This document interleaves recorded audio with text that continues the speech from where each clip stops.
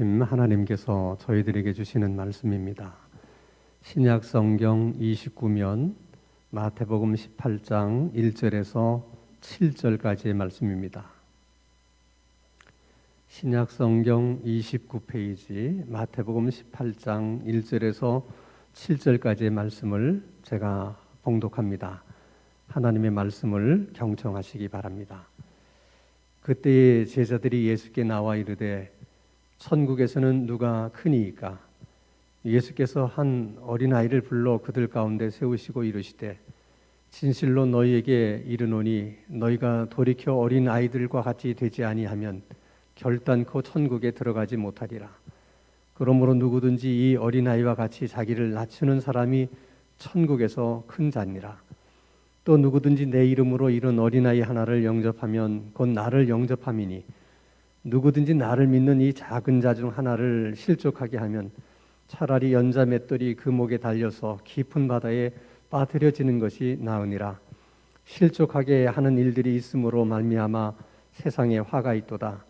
실족하게 하는 일이 없을 수는 없으나 실족하게 하는 그 사람에게는 화가 있도다. 아멘. 우리들의 신앙생활이 쉽지만은 않다는 것은 누구나 다 느끼고 있는 사실입니다. 왜 신앙생활이 쉽지 않고 힘들고 어려운 것일까?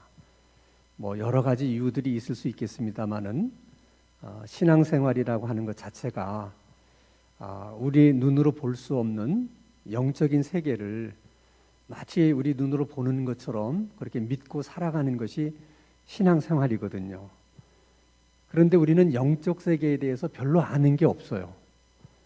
또 영적 세계에 대한 정보라고 하는 것은 하나님의 말씀 외에는 다른 데서 얻을 수 있는 길이 없기 때문에 신앙생활이 어려울 수밖에 없는 것입니다.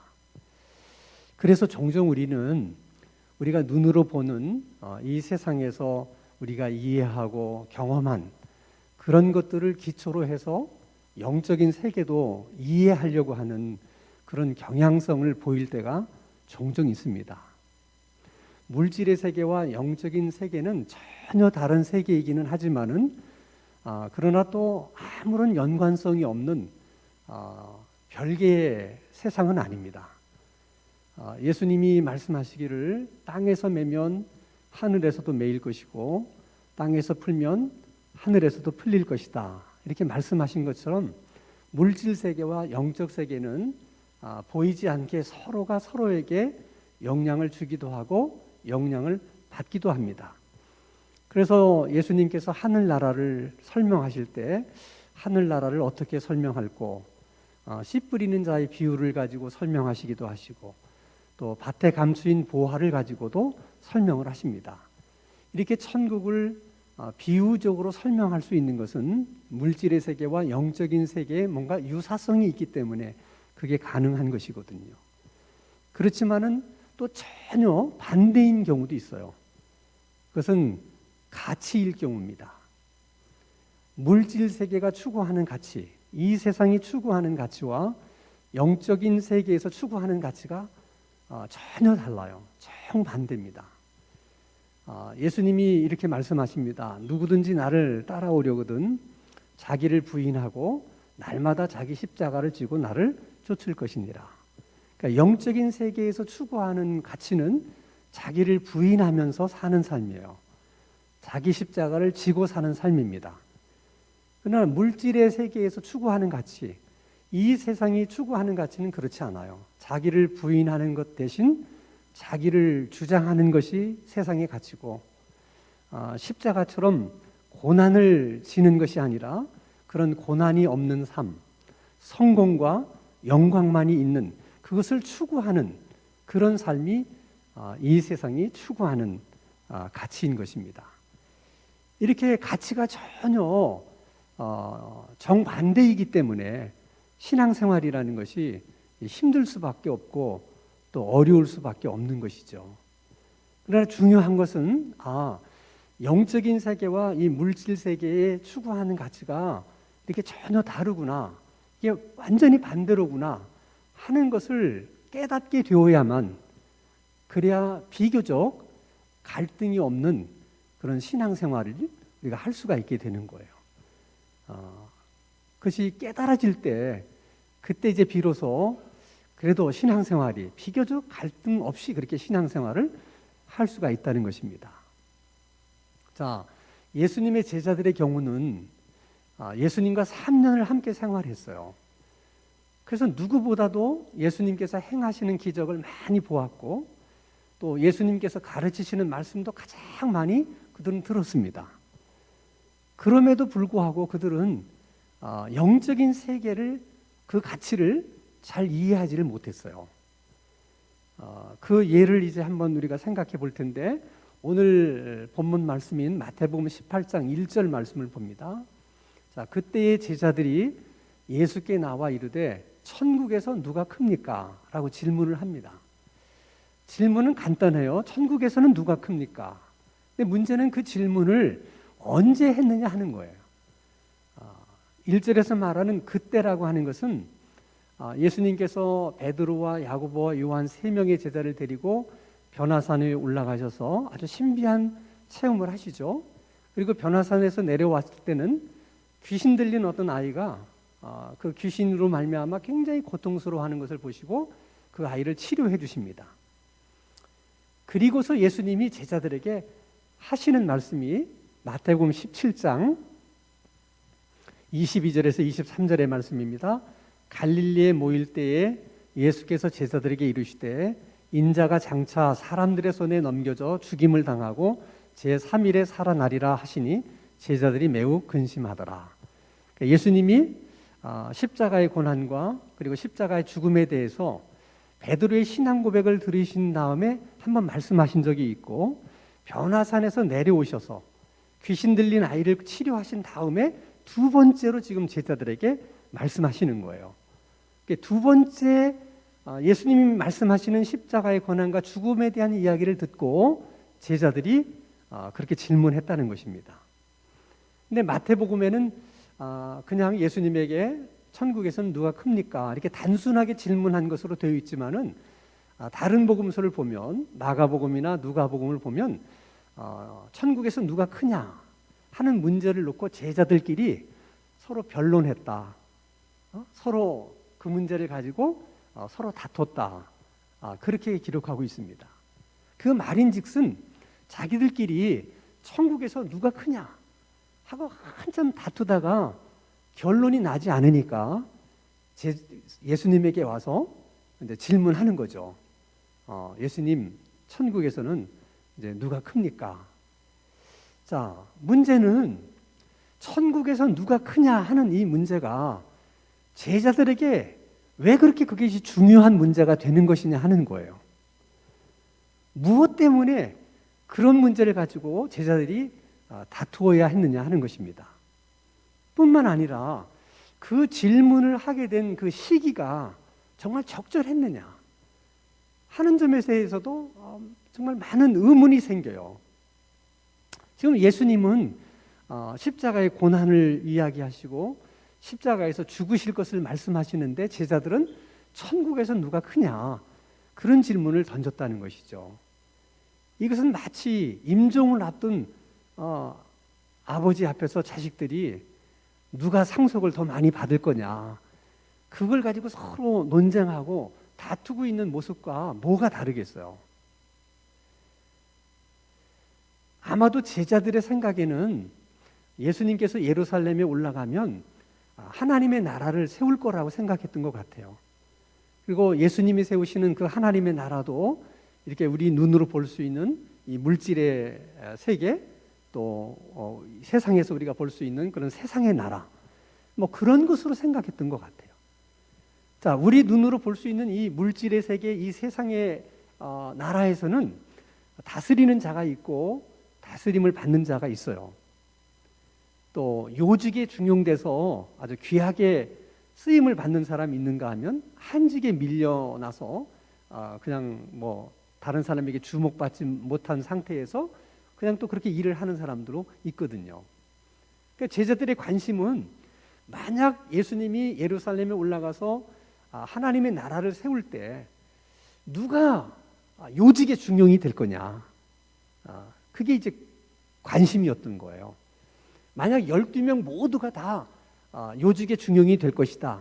그렇게 얘기가 됐다면 뭐 다툴 일이 뭐가 있겠어요. 싸울 일이 뭐가 있겠습니까? 그런데 12명의 제자 모두가 다 요직에 중용되는 것이 아니라 12명의 제자 중에서도 예수님과 함께 변화산에 올라갔던 베드로, 야고보, 요한 이 세 명의 제자가 특별히 중용이 될 것이다.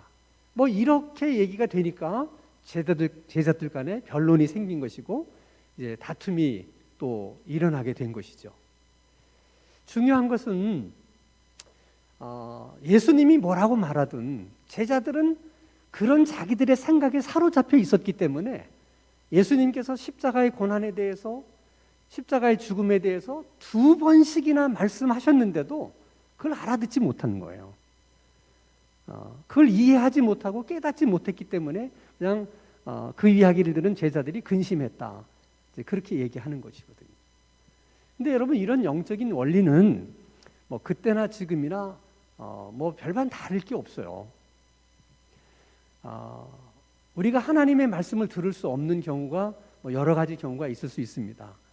하나님께서 침묵하시기 때문에 하나님이 아무런 말씀도 하지 않으시기 때문에 우리가 하나님의 말씀을 들을 수 없는 경우도 있지만은 하나님이 말씀을 하셨음에도 불구하고 하나님은 말씀을 하심에도 불구하고 제자들처럼 우리가 우리들의 생각에 사로잡혀서 그 하나님의 말씀을 들을 수 없고 이해하지 못하고 깨닫지 못하는 경우도 있을 수 있다는 것입니다. 역사적으로 보면 우리가 살고 있는 이 시대만큼 하나님의 말씀이 풍성하게 들려졌던 예가 없어요. 그러니까 지금 이 시대에 사는 사람들은 참 복 있는 사람들이 정말 풍성한 하나님의 말씀들이 들려지고 있어요. 그런데 모든 사람들이 그렇게 풍성하게 말씀하시는 하나님의 말씀, 그 말씀을 다 사람들이 알아듣느냐? 그렇지 않아요. 저마다 자기 생각에 사로잡혀 있기 때문에 하나님의 말씀은 풍성하게 들려지고 있지만은 오히려 역설적으로 말씀의 기갈이 있는 그 시대를 우리가 지금 살고 있다는 거예요.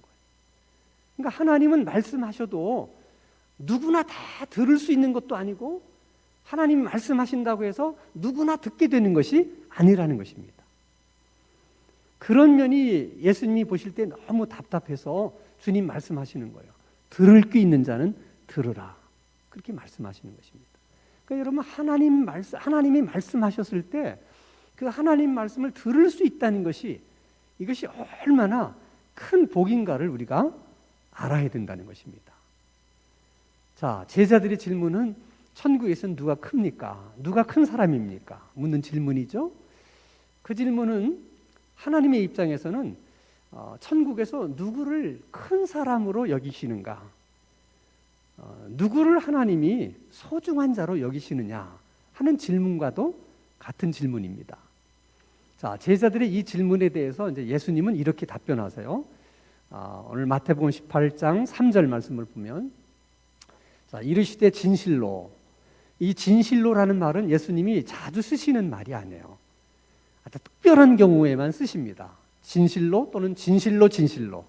이것은 예수님이 무슨 말씀을 강조하려고 할 때 쓰시는 말씀이에요. 진실로 너희에게 이르노니 너희가 돌이켜 어린 아이들과 같이 되지 아니하면 결단코 천국에 들어가지 못하리라. 그 질문에 대해서 답변하면서 예수님이 내가 지금 하는 얘기를 귀담아 들어야 된다. 정신 차리고 들어야 된다. 그러면서 말씀하시는 겁니다. 돌이켜. 그 말은 너희들이 옛날 어린 시절로 돌아가서 그 어린 시절에 어린아이와 같지 않으면 너희들이 천국에 들어갈 수 없다는 거예요. 어떻게 보면 굉장히 제자들로서는 충격적인 얘기입니다. 예수님의 제자라고 해서 그냥 알아서 다 천국에 들어가는 게 아니라는 거예요. 그러니까 정신 차리고 내가 하는 얘기를 잘 들으라는 거예요. 그러면 어린아이와 같이 되어야만 천국에 들어갈 수 있다고 주님이 말씀하셨는데 왜 하필 어린아이와 같아야만 천국에 들어가는 거냐? 도대체 어린아이가 뭐길래?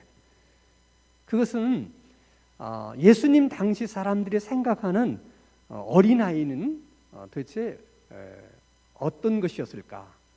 당시 사람들이 이해하는 그 어린이상은 무엇일까 하는 것을 우리가 먼저 이해할 필요가 있어요.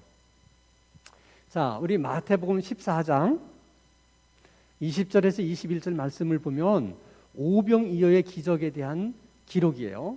다 배불리 먹고 남은 조각을 12바구니에 차게 거두었으며 먹은 사람은, 그 다음이 중요한 말이죠, 여자와 어린이 외에 5,000명이나 되었더라. 그렇게 기록하고 있습니다. 그러니까 오병이어의 기적이 일어나는 현장에 많은 여자들도 있었고 또 어린아이들도 있었어요. 그들도 다른 사람들처럼 예수님이 나누어지는 떡을 먹었고 또 물고기를 먹었어요. 근데 먹은 사람을 계산할 때는 이 여자와 어린아이들은 기록에 넣지를 않았다는 거죠. 통계에 넣지를 않았다는 거예요. 그 말은 그 현장에 여자들이 있었고 어린아이들이 있었고 그들도 똑같이 떡과 물고기를 먹었지만 그들이 여자였기 때문에, 어린아이였기 때문에 수에 넣지 않았다는 거죠. 그 얘기는 여자와 어린아이들을 아주 하찮게 생각했다는 거예요. 숫자에 집어넣을 필요도 느끼지 못할 만큼 하찮은 사람들, 거기에 있었지만 없었던 거나 마찬가지인 사람, 그 정도로 생각한 거죠. 근데 어린아이들은 사리 분별을 할 수 없었기 때문에 여자들보다도 더 하찮은 대접을 받는 거죠. 당시 문화가 그랬기 때문에 여자들도 그렇고 어린아이들 그렇고 자기 자신을 그렇게 생각한 거죠. 우리는 아주 하찮은 사람들이다. 그리고 또 그렇게 생각한 것이 너무 당연한 생각이었어요. 자, 그렇게 생각을 하고 보면 예수님께서 왜 어린아이처럼 되지 않으면 천국에 들어갈 수 없다고 말씀하셨는지가 조금은 이해가 돼요. 그러니까 오늘 우리식으로 생각한다면 예수님이 말씀하신 어린아이는 어떤 사람이냐? 주님, 저는 주님 앞에 내놓을 것이 아무것도 없고 정말 자랑할 것도 아무것도 없는, 정말 보잘것이 없는, 있는 것이라고 하는 허물밖에 없는, 저는 죄인 중에 죄인이고 죄인 중에 괴수일 뿐입니다. 그렇게 정말 마음가짐을, 그런 마음을 가지고 주님 앞에 그렇게 고백할 수 있는 그 사람이 지금 예수님이 말씀하시는 어린아이예요. 그런 사람만이 이 천국에 들어갈 수 있다는 것입니다. 자, 그러면 이제 오늘 본문 4절을 보면 이제 큰 자에 대한 얘기를 또 예수님이 하십니다.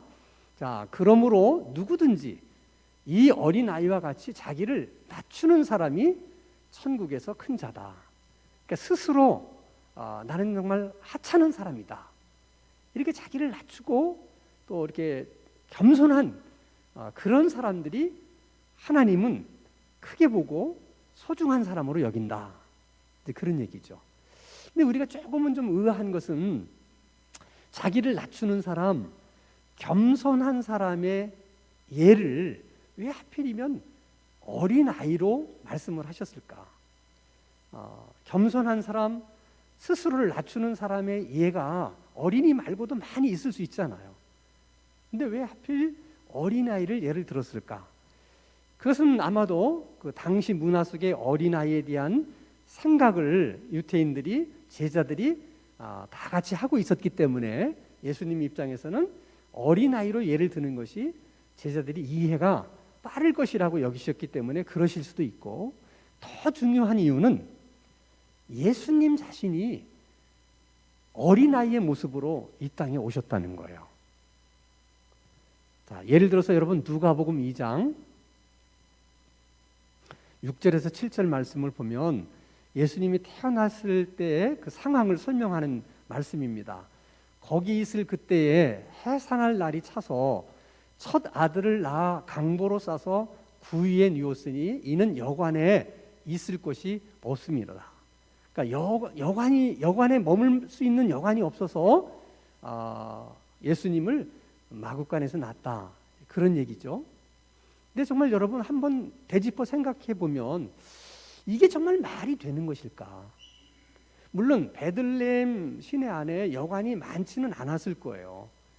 그래도 아무리 여관이 많지 않았다 하더라도 지금 해산하는 여인이 있는데 누군가는 방을 좀 내줘야 되는 거 아니겠어요? 아니면 여관은 작았다 하더라도 베들레헴에 집들이 얼마나 많아요. 그 많은 동네 사람 가운데 누군가는 좀 해산하는 여인을 위해서 방을 내줘야 되는 거 아닙니까? 근데 아무도 방을 내주는 사람이 없어서 예수님을 마구간에서 나셨다는 거예요. 마구간은 사람이 태어나는 곳이 아니고 망아지가 태어나는 곳이잖아요. 그 말인즉슨 예수님은 태어날 때부터도 사람들에게 하찮은 대접을 받았다는 거예요. 사람 대접을 받지 못하고 사람 취급을 받지 못했다는 거예요. 베들레헴 사람들이 마리아와 요셉과 태어날 예수님을 아주 우습게 생각하고 하찮게 여겼다는 거예요. 그래서 아무도 방을 내주는 사람이 없었다는 거죠. 근데 예수님이 태어나실 때만 그렇게 사람 대접을 받지 못하신 게 아니에요. 공생의 3년을 사는 동안도 예수님이 이런 말씀을 하셨잖아요. 여우도 굴이 있고 공중에 나는 새도 거처가 있을 때 인자는 머리 둘 곳도 없다. 그 말인즉슨 나는 여우보다도 못하고 나는 공중에 나는 새보다도 못하다. 그런 대접을 받으셨다는 거예요, 예수님께서. 그뿐만이 아니에요. 그 예수님이 그런 마음을 여러 곳에서 예수님이 말씀하세요. 자, 마태복음 17장 15절 말씀에도 보면 이것은 이제 제자들의 질문에 대한 답변이에요. 예수님, 메시아가 오시기 전에 엘리야가 먼저 와야 된다고 부르셨는데 도대체 어떻게 된 겁니까? 그때 예수님이 말씀해요. 엘리야가 왔다. 그게 세례 요한이다. 세례 요한이 엘리야의 역할을 한 거다. 근데 사람들이 그걸 알아보지 못하고 세례 요한을 임의로 대우했다 하는 것은 뭐냐면 함부로 대했다는 거예요. 근데 세례 요한만 그렇게 한 것이 아니라 인자도 이와 같이 사람들이 함부로 대해서 결국 내가 고난을 받게 될 것이다. 그렇게 말씀하시는 거예요. 그러니까 예수님께서는 이 땅에 정말 하찮은 어린 아이의 모습으로 지금 오셨다는 거예요. 그런데 제자들이라는 것이 누가 크냐를 가지고 지금 예수님 앞에서 얘기한다고 하는 것이 이게 정말 가당치나 한 얘기입니까? 이런 얘기를 예수님이 들었을 때 얼마나 예수님의 마음이 아프셨겠어요. 그래서 지금 예수님은 이 작은 자, 어린아이처럼 낮추는 자에 대해서 예수님이 굉장히 강조해서 말씀을 하세요. 자, 4절 말씀 봅니다. 자, 또 누구든지 내 이름으로 이런 어린아이 하나를 영접하면 곧 나를 영접합니다. 그러니까 나를 영접할 수 있는 사람은 이런 어린아이 하나를 영접할 수 있는 사람이어야 된다는 거예요. 어린아이가 뭐예요? 하찮은 사람이잖아. 그 하찮은 사람을 하찮지 않게 여기고 그를 존중해서 이렇게 영접할 수 있는 사람 대접을 할 수 있는 그런 마음을 가진 자라야 예수님도 영접할 수 있다는 거죠. 왜냐하면 예수님이 그렇게 하찮은 어린아이의 모습으로 왔기 때문에 그렇다는 거예요.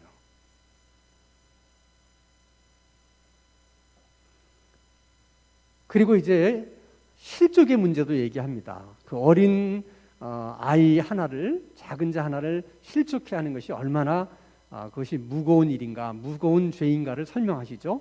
자, 6절 말씀.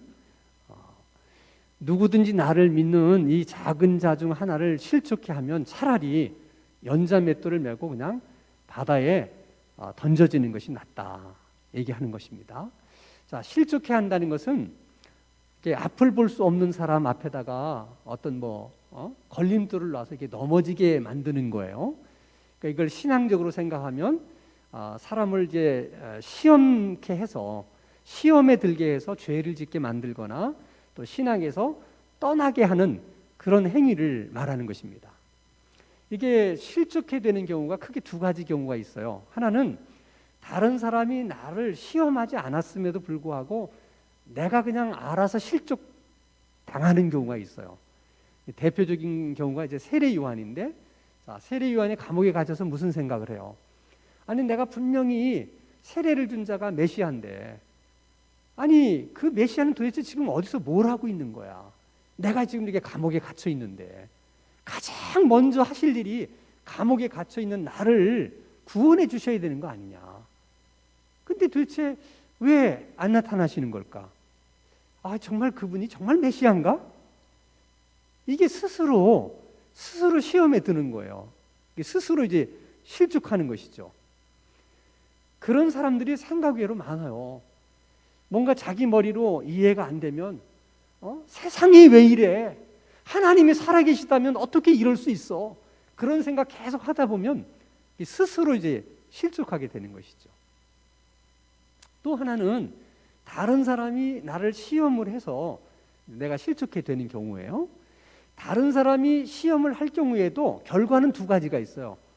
시험한 대로 실족하는 경우가 있고, 시험을 했음에도 불구하고 실족당하지 않을 수도 있어요. 결과는. 중요한 것은 내가 시험을 했는데 그 사람이 뭐 실족을 했든 또 뭐 실족을 하지 않았든 시험한 사람에게는 그 죄가 있다는 거예요. 그 화가 있다는 것이죠. 그러면 사람들은 왜 사람을 시험케 들게 만들고 또 사람을 실족해 하는 것일까? 예수님의 말씀대로 하면 상대방을 아주 쉽게 생각하기 때문이라는 거죠. 하찮게 생각하기 때문에 그렇게 이제 실족해 만드는 거예요. 만약 여러분 예수님의 모습이 이렇게 하찮은 어린아이의 모습이 아니라 무슨 영웅의 모습이고 군왕의 모습이고 이렇게 아주 힘 있는 자의 모습으로 이렇게 계속 남아 계셨다면, 그럼에도 불구하고 가룟 유다가 예수님을 은 30에 팔았을까? 그러지 않았을 거예요. 근데 예수님이 공생의 초기에서 이제 십자가를 지는 그날로 가까이 오면 올수록 가룟 유다의 눈에는 너무 예수님이 하찮은 사람으로 보이는 거예요. 그러니까 예수님을 쉽게 생각한 거죠.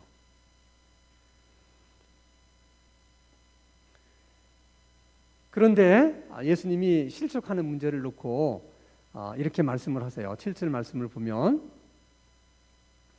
실족해 하는 일들이 있으므로 말미암아 세상에 화가 있도다. 실족해 하는 일이 없을 수는 없으나 실족해 하는 그 사람에게는 화가 있도다.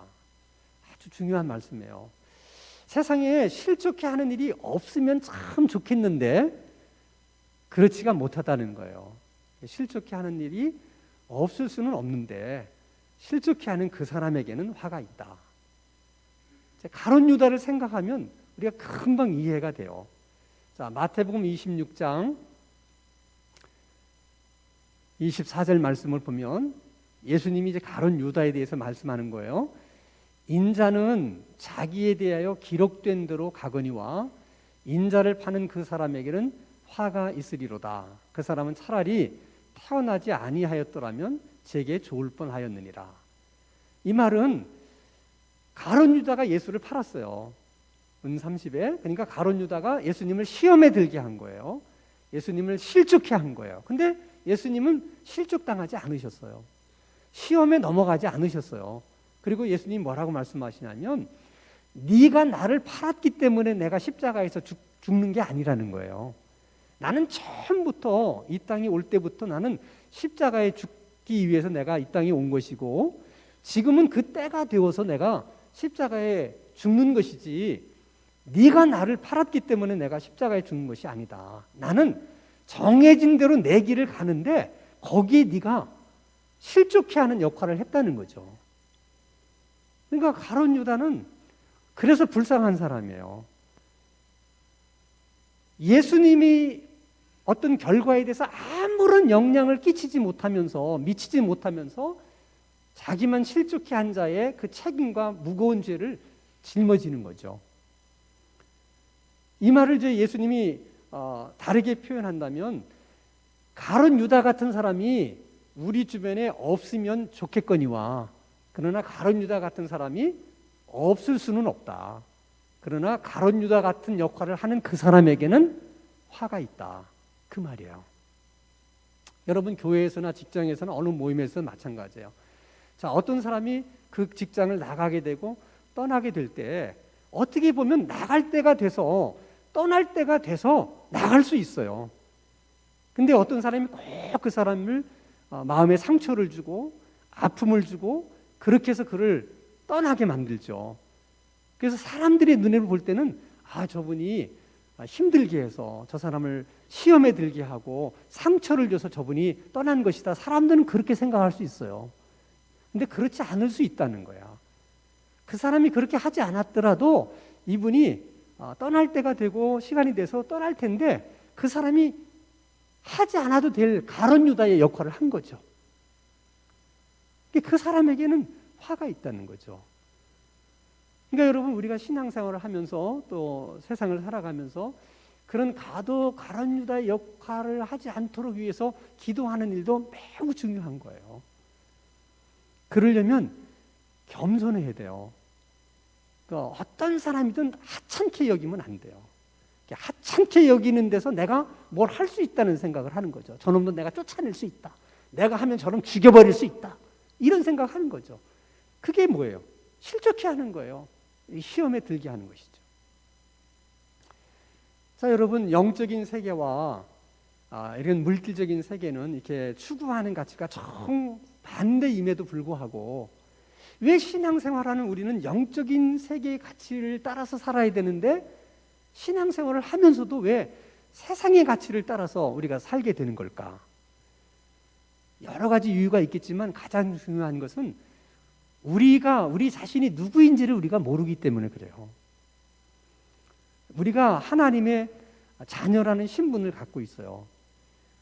우리가 하나님의 자녀라는 신분 때문에 하나님으로부터 앞으로 받게 될 기업과 유업이 엄청난 거예요. 그것은 말로 다 설명할 수가 없을 만큼 크고 귀한 것들이죠. 그리고 우리가 하나님의 자녀라는 신분을 갖고 있기 때문에 때를 따라 돕는 하나님의 은혜를 우리가 경험할 수 있고 때를 따라 돕는 하나님의 은혜를 우리가 받을 수 있는 거예요. 우리가 늘 그렇게 받으면서 살아가고 있는 거거든요. 근데 그럼에도 불구하고 우리가 자꾸 세상의 가치를 따라 살게 되면 세상이 주는 것은 얻을 수 있어요. 그러나 반대로 하나님이 주시는 것은 얻을 수가 없어요. 그리고 세상을 자꾸 추구하고 그 가치를 따라 살면 세상과는 점점 가까워질 수 있는데 반대로 하나님과의 나라는 점점점 멀어지게 되는 것이죠. 똑같이 신앙생활을 해도 그 결과는 사람마다 다 다를 수 있는 거예요. 근데 오늘 예수님이 말씀하신 어린아이처럼 이렇게 작은 자가 되는 것이 오히려 하늘나라에서는 큰 자고 하나님이 이제 소중히 여기신다 이런 말씀하셨는데 구약에도 똑같은 말씀이 있어요. 자, 사무엘상 15장 17절 말씀을 보면 사무엘이 이르되 왕이 스스로 작게 여길 그때 이스라엘 지파의 머리가 되지 아니하셨나이까. 여호와께서 왕에게 기름을 부어 이스라엘의 왕을 삼으시고. 그러니까 사무엘이 지금 사울 왕에게 말하는 거예요. 당신이 스스로 작게 여길 그때 하나님은 당신을 가장 큰 사람으로 여기셔서 이스라엘의 왕을 삼았다는 거예요. 그러니까 사울이 한 일이 아무것도 없어요. 그냥 스스로를 작게 여기면서 살았을 뿐이에요. 그런데 그런 사울을 보고 하나님은 큰 자로 대해 주신 거예요. 그래서 왕을 세워주신 것이죠. 이런 하나님의 마음은 그때나 지금이나 다르지 않아요. 그러니까 지금도 하나님은 사울 왕에게 했던 것처럼 우리들에게도 똑같이 그렇게 하세요. 우리 스스로가 정말 작게 여길 때 하나님은 우리가 생각하지도 않았던 자리에 앉게 하시고 우리가 생각하지도 못했던 어떤 큰 물질을 얻게 하시고 우리가 생각하지도 못했던 어떤 좋은 사람을 만나게 하시고 그런 사람들을 얻게 하시는 거예요. 어린이처럼 자기 자신을 낮추는 자에게 주시는 주님의 은혜예요. 바라기는 우리 모두에게도 그런 은혜가 있게 되기를 바랍니다. 또 정말 스스로를 낮추고 겸손하고 이렇게 스스로 자기 모습을 이렇게 낮추는 사람들에게 정말 오히려 그런 사람들을 우리는 더 존중히 여기고 존중할 수 있는, 저는 우리 교회가 그런 교회가 됐으면 좋겠어요. 그리고 그런 분위기를 만들어 갈 수 있는 그런 우리 교회가 될 수 있기를 주님의 이름으로 축원합니다. 거룩하신 아버지 하나님, 세상에서 큰 자가 되기보다는 하나님 나라에서 큰 자가 되게 해주시고, 사람들에게 큰 사람으로 인정받으려 하기보다는 하나님께 큰 사람으로 인정을 받게 하여 주시옵소서. 예전보다 더 낮아지고 겸손해진 것이 주님과 더 친밀해졌던 증거가 될 수 있게 하여 주시옵소서. 예수님 이름으로 기도하옵나이다. 아멘.